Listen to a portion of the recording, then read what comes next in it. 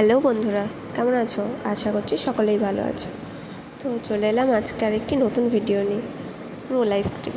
তো রোল আইসক্রিমটা আমি খেয়েছিলাম কলকাতায়, কিছুদিন আগে আমি কলকাতা গিয়েছিলাম, সেখানেই রোল আইসক্রিমটা খেয়েছিলাম। আমি কোনোদিনও রোল আইসক্রিম খাইনি, তো খাবার খুব ইচ্ছে ছিল।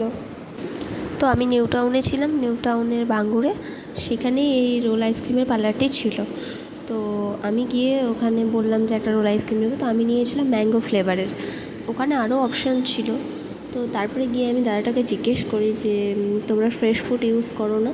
তখন বলছে যে ফ্রেশ ফ্রুট পেলেই তবে ইউজ করি, না হলে আমরা ইউজ করি না। যেই এখন মার্কেটে যেই আমগুলো আছে সেগুলো যদি ইউজ করে সেটা খেলে নাকি একটা হাজা ঝাঁঝালো টাইপের যে গন্ধটা সেটা হবে, সেই কারণে ওরা ইউজ করে না।